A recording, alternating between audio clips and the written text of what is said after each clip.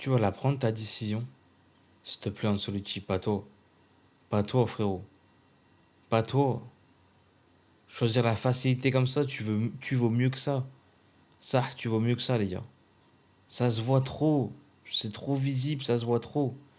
Ça se voit trop. À un point que ça se répercute directement sur toi et on va commencer à, à mal parler de toi et on n'a pas envie de ça. Parce que beaucoup de gens, entre guillemets, ne te respectaient pas au niveau tactique, ceci, cela, etc. Mais entraîneur, c'est pas que tactique. Et en termes de management, tu étais le meilleur. Mais là, ce qu'on voit là, tu vaux mieux que ça en fait. Tu vaux vraiment mieux que ça. Mais avant d'entrer dans le vif du sujet, les gars, commentez, likez la vidéo et surtout abonnez-vous aussi pour donner de la support pour qu'on puisse un jour vivre du foot, de notre passion et, et arrêter d'être pris pour des contrats et voilà. Bref, je divague. Et pour illustrer nos propos, comme d'habitude, on est avec nos amis de Winamax euh, qui quand même sont mieux que certains médias mainstream sur le foot où on est dans le politiquement correct, où on suit la tendance, etc. Où tout le monde dit la même chose globalement, on a peur de dire certaines vérités, bref. Je préfère illustrer mes propos avec nos amis de Winamax et notamment Walid Acharchour. Moi, je vais aller plus loin. Moi, je vais te le dire ce soir. Tu sais, j'étais très sympa avec Kylian Mbappé, pour ceux qui m'écoutent depuis le début de saison. J'ai dit, à un moment donné, je vais relâcher, etc. Ça sert à rien. Sans tout le monde a compris. Mais moi, pour moi, il doit aller sur le banc, ce mec-là. Bien sûr. Parce que moi, pour moi, je suis Carlo Ancelotti. J'écoute moi, mon copain. T'as vu, on a gagné des titres sans toi. Tu vas aller regarder sur le banc comment ça va se passer. Parce que toi, t'es pas numéro 9, tu sais pas jouer numéro 9, et Vinicius est meilleur que toi à gauche. Donc, en fait, on va trouver une solution, comme l'an prochain. Mais en fait, pourquoi t'es venu? Qu'est-ce que tu fais là en fait? Et ça, c'est. J'en parle depuis 6 mois, voire plus. Pourquoi voulez-vous prendre Mbappé dans l'équipe? Donc, apparemment, c'est un caprice de Florentino Pérez. Mais, encore une fois, on fait de la politique, on fait des choix politiques, économiques ou sportifs en fait. Quelle est ta priorité au bout d'un moment? On va revenir après rentrer plus dans les détails. Mais moi, c'est un truc qui commence vraiment à me saouler en fait. Comme l'an dernier, pour jouer comme l'an dernier. Et on va voir si ça va aller mieux, parce qu'avec toi, ça va pas du tout. Il n'y a rien qui se passe avec toi. L'association devant, elle marche C'est pas, ouf. il y a d'autres mecs qui sont pas contents. Donc tu vas aller t'asseoir une semaine ou deux, mais le problème c'est que... Il y a un qui marche. Il y a aucune complicité, il y a aucune association en fait. Au bout d'un moment, reprends tes bases de l'année dernière en fait. Tout le monde avait trouvé sa place. Il y avait une harmonie. Il y avait une complicité incroyable en attaque entre Vinicius, Bellingham et Rodrigo. Ça se trouvait comme jamais. Les gens disaient, ouais, mais l'année dernière, il n'y avait pas de jeu. Non, mais l'année dernière, c'était cohérent, bordel. C'était cohérent. L'équipe était cohérente. C'est-à-dire que, en fait, c'était une équipe qui savait s'adapter à tout. Elle pouvait faire du jeu, elle pouvait maîtriser son sujet, faire du jeu de A à Z durant un match, subir et contre-attaquer. Elle savait tout faire, en fait. Elle savait tout faire et surtout mentalement, il y avait un esprit d'équipe, une cohésion mentalement. C'était le meilleur que tu pouvais avoir dans une équipe, en fait. Personne n'essayait de marcher sur l'autre, etc. Tout le monde savait quoi faire. T'avais un esprit d'équipe de dingue. T'avais une équipe soudée et cohérente. Puis tu as pris un joueur, et ça je le dis depuis le début en fait. Tu vas prendre le joueur qui va tout casser parce qu'il te sert à rien en fait. Il te sert à rien sportivement parlant. Il va pas te servir. Tu le prends pour le statut. Putain, mais c'est ouf quand même de dire que le critère sportif, c'est pas le critère le plus important quand tu vas acheter ce joueur-là en fait. C'est ouf de dire ça. C'est ouf. Est-ce que Carlo Ancelotti peut le faire? Là, Et surtout, là, on part du principe que c'est tactique. mais oui, mais là on va sur l'étape Mais 2. est-ce que c'est Parce tactique? non mais en Moi, quoi? je suis pas sûr. Non mais à un moment donné, sur l'association devant, Tid, mais en quoi un Hendrick ne serait pas plus utile ou un autre joueur qui est, comment dire, qui a des attitudes plus naturel de jouer à ce poste-là pour avoir une cohérence un peu plus tactique. Tu vois ce que je veux dire? Déjà sur la thématique de la profondeur. C'est qu'à un moment Tu donné, la prends quasiment faire jamais. des choses dos au but, faire des choses dans les appels en profondeur, Ah bah oui. retrouver de la légèreté, retrouver des automatismes, retrouver des Vinicius ou Bellingham qui jouent en une sur quelqu'un, un mec qui défend, un mec qui... Est-ce qu'on peut trouver un mec qui fait mieux que ça ce soit au Real Madrid? Pourquoi ne pas l'essayer? Je dirais que sur un 9 et Mais tout, pourquoi basique. La question, elle va pas se poser à un moment donné. T'étais meilleur avec Dans Rosselló, la wesh. mesure où l'année dernière, C'est le Real ouf, a été c'est capable ouf. de faire le doublé avec une attaque Vinicius-Rodrigo où t'as pas d'avance. Et Bellingham en 10, qui s'incorporait. forcément, Pourquoi on pourrait pas revoir ça à un moment Parce donné? que sinon, tu vas le perdre. Mais Ah ouais, tu vas le faire, c'est le haut niveau. Ah oui, mais C'est le Real c'est Madrid. Real, C'est lui qui nous disait à Intérieur Sport. Et moi, tu me parles pas d'âge, t'es pas bon, tu sors. Bah, mon gars, t'es pas bon, t'es au Real Madrid. Continue tes programmes là avec Pintus, etc. Et puis quand tu seras très très bon, parce que t'es pas meilleur que Vinicius à gauche. Bah, c'est ça. Moi, je suis désolé, mais moi, Et tu vois, là, on ressort toutes les phrases. Il a trop parlé pour rien aussi.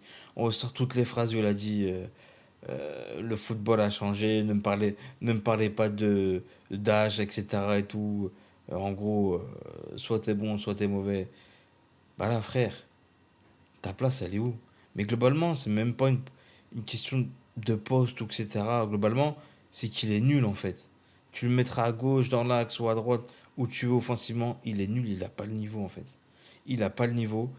Et moi, je trouve ça ouf que tu le voulais autant, en fait, au Real Madrid, en fait. Je trouve ça ouf. Les gens, ils avaient pas vu son niveau. C'est mon avis, mais depuis 2 ans, je trouve, il régresse de ouf.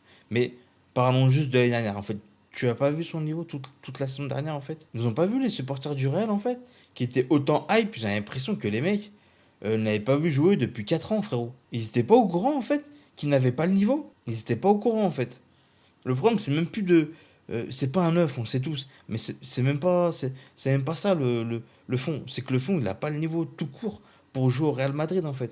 Et à un moment donné, il va falloir prendre cette décision, en fait, au bout d'un moment, de le mettre sur le banc. C'est tout. C'est tout. attendu pas mal de matchs. Hein. Mais c'est Walid, du il y a 3, trois- du 4, du 5 sur 10. il y a 3 mois de Mais compétition. après, tu sais, on peut faire des débats sur la tactique, sur le dispositif et intégrer l'équation Ancelotti là-dedans. Mais à un moment, il y a aussi une question de complicité qui va devoir se poser. Mais si elle n'arrive pas. Oui, mais Avec Rosselló, c'était plus oui, cohérent. Avec comment- Rosselló. oui, mais je pense qu'Ancelotti. On en revient à ça, les gars. De la cohérence, en fait. Sois cohérent. Prends pas un mec juste pour du marketing et juste pour un statut, pour tout ça, en fait. Tu peux pas mettre ça au-dessus du critère sportif. Putain, je l'ai dit depuis le début. Prendre Mbappé, ça n'a aucune cohérence au Real Madrid. Ça n'a aucune cohérence. Encore plus au poste de numéro 9. Qui a en tête de se dire que plus tu vas le laisser sur le terrain, plus il sera susceptible de développer une complicité. Et quand je dis complicité, je ne parle pas spécifiquement avec un Vinicius, mais un Avec entraîneur qui? essaye Ton aussi Gustave, parfois avec de qui? raisonner par association de joueurs, de se dire, OK, là j'ai une paire, ou alors là j'ai un Tu vas trio. attendre quoi, 6 Bon, ça, mois, je peux déjà 12 dans ma mois compo le mettre, et ensuite j'organise, tu vois, mon équilibre global autour de ça. Et moi, je pense qu'aujourd'hui, l'approche qu'il a avec Mbappé, où il l'intègre toujours, je pense, dans une idée d'intégration, parce qu'on ne sait pas trop où le mettre, mais on sait qu'il faut qu'il intègre cette équipe, c'est de voir avec qui il peut trouver des affinités. On sait pas trop le mettre. Moi, ça me fume. Tu l'as pris vraiment juste pour le statut, en fait. Pour la vente de maillot. Super. La note que vous donnez à Mbappé, on n'est même pas sur un 2, 1,75 1,75 avec... de note. Super, bref. Après, je me répète, mais ça fait depuis plus longtemps que je le dis, il n'y a aucune cohérence dans le choix d'avoir pris Mbappé au Real Madrid, en fait. Au final, tu prends un mec qui va bloquer, qui n'apporte rien à l'équipe, qui a cassé la dynamique de l'équipe. Il n'y a plus de cohésion, plus de solidarité, plus de cohérence. T'arrives même pas à le sortir parce que t'as peur de la catastrophe, en gros. On l'attend depuis 5 ans, tout ça pour le mettre sur le banc au bout de 3 mois. Donc, t'essayes de te sauver la face aux yeux du public, mais en même temps, il va bien falloir prendre une décision. Parce qu'au bout d'un moment, tu perds, en fait, là.